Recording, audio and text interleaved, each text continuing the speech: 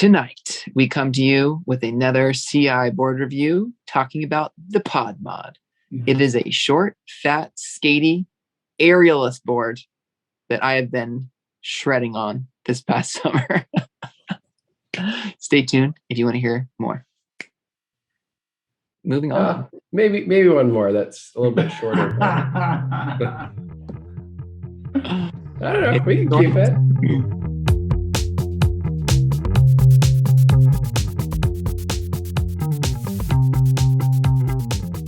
Chestnuts strapping on an open fire. It's short, it's chunky, it's fast.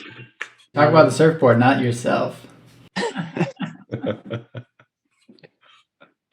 Well, let's talk about it. The Pod Mod is a high performance fish board. That's it. It's short. It has a rounded nose, swallowtail in the back. It's got a lot of volume in it, as one would expect for fish boards.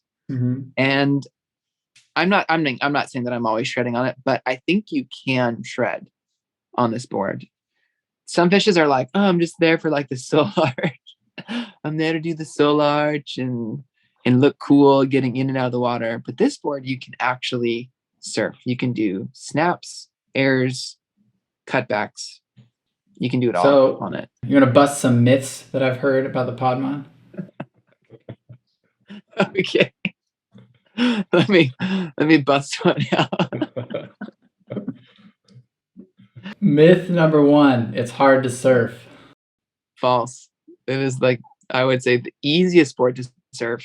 Trying to surf another board after the Pod Mod can be hard because you get so used to its forgiving and full nature that when you go back to a high performance board, it feels harder to go back to. Myth number two, it's hard to switch back to a normal board. True. Very true. Yes. Myth number three. You look great surfing it. That is not a myth. That is true. I have footage to prove it. You can't even tell that you're surfing a weird board. By weird, I'll say non-conventional board. Can't even tell because you're throwing so much spray and fins out the back. All right. Myth number three, you cannot surf in waves over 3 feet tall. That is false. You could surf this board, I'd say a little overhead and be fine. You just choose not to? Well, I mean, it's not like designed to surf big waves. I've surfed head high easily, and it did great. It held well. Myth number five. What is the difference between the Pod Mod and the Fish Beard? That is not a myth. That is just a statement. Fish Beard's definitely more high performance. Like, it looks and feels like a normal shortboard in terms of like the width, the nose shape, the thickness. Except for that tail. That's a little unique. Non-conventional, yeah. I guess. Except for the tail. I'd agree there. This board, you look at it, you're like, oh, this is weird. It like takes up your whole arm. You know, like when you like grab it, it's almost like you're grabbing like a longboard because it almost fills up the entire space of my arm when I do that. What kind of fins did you use with it? I've actually surfed it in both the normal thrusters. So the black sticks were the fins that I use, size medium. And then I did the 2+1 over summer. I honestly didn't really notice much of a difference. Next question. What leash did you use with it? I've used a boogie board leash. It was that leash. Oh, it was the leash that Ryan gave me. It was an actual Grom leash. It's like a 5-foot leash. Steven, what are the ideal conditions for the Pod Mod? Ideal conditions are, it can go in soft or dumpy conditions, but I'd say it's ideal on like head high and under. It has low entry rocker. So like paddling and catching and getting through flat spots is ideal for this board. So really, like a softer, smaller day is where this board excels at, or in, I should say. But it can also surf chest to head high, dumpy conditions. But I would say, yeah, definitely excels best. Smaller, waist to chest high, kind of softer conditions. It's a good summer board. Here at Green Room Surf Reviews, we rate our boards on performance, fun, and value. So, Steve-O, performance, how would you rate the Pod Mod? I'm going 4 out of 5. It's a little bit of a specialty board. It is high. I've surfed this board for 4.5 years off and on. I feel like I have quality time spent on this board, and it performs well in most, if not all, of the conditions that I surf it in. So yeah, it excels in smaller stuff. It does have limits in terms of like how big you can surf it, but it holds well on almost anything I've put it through. So 4 out of 5 for performance. Can do everything: snaps, airs, turns, cutbacks, floaters, and getting through flat spots. It does a pretty good job. I feel good giving it that score. Well, 4 out of 5 on performance. How about fun? Fun, I'm gonna go 5. Does that bring into account the fun you don't have when you transition from the pod mod to your other board? Good question. No, that is in the moment fun. That is not looking for like the long-term degradation of your normal surf skills. This is just like while you're on the pod mod, it is a ton of fun. Yeah. Okay. And then value. What does this thing retail for? And would you pay for it? And what would you rate it on value? You guys are probably gonna have to fact check me on this one. I don't know what it $700 or something. 7. I think for inflation, if you bought it 4.5 years ago, it's probably closer to like 600 would be my guess. If you bought it new.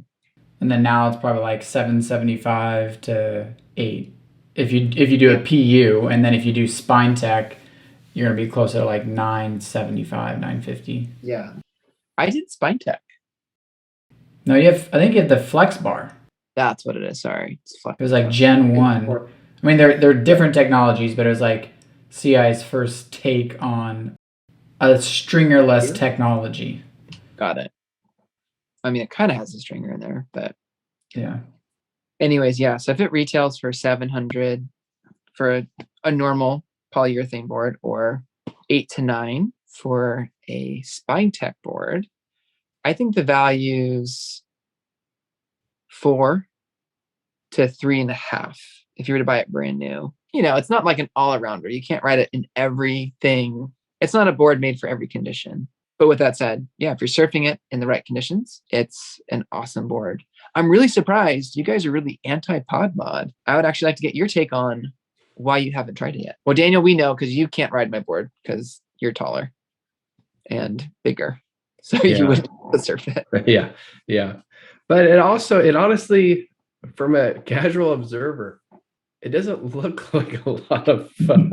It doesn't look like you surf well on it. I think in decent waves, you do not surf well on that board. Not that you don't surf well, but it just doesn't look good. Why don't you guys see something sooner? That's like dating a girl for years and you're like, well, thank goodness you're not dating her anymore. She was terrible. Yeah. Oh, not that you weren't surfing. It just doesn't look as good as like a normal board. Those are pretty much the same thing. Yeah. That's pretty much the exact same thing, but that's okay. Thank you for your honesty, Dan. 4 years too late.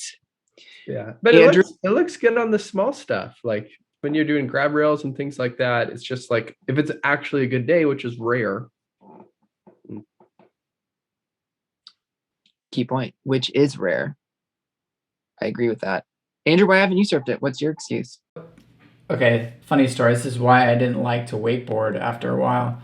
In order for me to learn to surf the pod mod, it takes me a really long time to get back to surfing my normal board. And then I feel like it's like lost time. So I'd rather just not switch to something so unique. I'm not opposed to surfing other boards. I love surfing other boards, but you've talked about how unique that board is, and it would take me a while to learn it, and then to switch back to my normal board would take me a while to like relearn that. So I didn't want to put out the effort to go through that process. That is true, though. I think one of the places that this board does excel in, though, is airs, especially in smaller waves. I have done some of my best airs on this board in the smaller stuff. Yeah. I mean, it's just, if you think about it, it's wider surface area. There's less drag when you're trying to do like an air reverse or something like that. Pop quiz. You can still buy the pod mod from Channel Islands. I'm going to say yes. Yes, as a custom. So like that's the other thing is You're like you're one of the only people I know that, for one, owns a Weirdo Ripper, or owned a Weirdo Ripper, and two, liked the Weirdo Ripper. So I don't know how objective this opinion is, because I think you have like an inclination toward like unique and different alternative boards. I think that's pretty much. I think that's That's it. good. Yeah. And then maybe just close it up, wrap it up in a burrito. Wrap it up. Pod mod. Don't judge a book by its cover, or in my case, how you look when you surf it. It's all about the feeling. It's made for small waves, airs, floaters, and impressing your brothers while you surf. Check it out. Okay, this is not going to do well based on the fact that probably no one surfs pod mods, but